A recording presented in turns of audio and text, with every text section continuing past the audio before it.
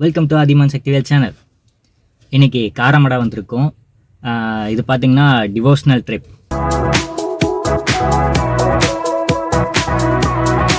அப்படின்னு சொல்லலாம். எங்கள் வீட்டில் அடிக்கடி கேட்டே இருந்தாங்க, காரமடை கூட்டிகிட்டு போ அப்படின்னு கேட்டே இருந்தாங்க. ஸோ சண்டே அதுவுமா கொஞ்சம் கஷ்டந்தாங்க. ஏன்னா காலையில் எந்திரிக்கிறதே பெரிய விஷயம்.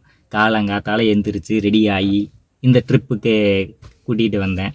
எல்லாத்தையும் ஃபேமிலியாக அப்படியே வந்தோம். எங்கெங்கே அப்படின்னு பார்த்தீங்கன்னா, காரமடை ரங்கநாதர் கோயில் ஃபேமஸான கோயில். கோயம்புத்தூர் சர்க்கிளில் இருக்கிறவங்க எல்லாத்துக்குமே அது தெரியும். அடுத்தது பார்த்திங்கன்னா தென் திருப்பதி கோயில், பெருமாள் கோயில். ரங்கநாதர் கோயிலேருந்து புளியம்பட்டி ரோட்டில் வந்து பார்த்திங்கன்னா தென் திருப்பதி கோயில் இருக்கும். அடுத்தது பார்த்திங்கன்னா ஒரு ஆஞ்சநேயர் கோயில் இருக்கும், இடுக்கன் பாளையம் கோயில். ஸோ இந்த 3 கோயிலும் ஒரே அடியாக விசிட். ஏன்னா காரமடை வந்தாவே ஜென்ரலாக இந்த பேலன்ஸ் 2 கோயிலையும் மொத்தமாக 3 கோயிலையும் ஒன்றா பார்த்துருவோம். நீங்களும் வந்தாலையும் இந்த மாதிரி 3 கோயிலையும் விசிட் பண்ணி பாருங்கள். 3 கோயிலுமே நல்லாயிருக்கும். நான் வந்ததை அப்படி உங்களுக்கு ஷேர் பண்ணிடலாம், சின்ன சின்ன இன்ஃபர்மேஷனும் சொல்லிடலாம் அப்படின்ட்டு இந்த வீடியோ ரெக்கார்ட் பண்ணிக்கிட்டு இருக்கேன்.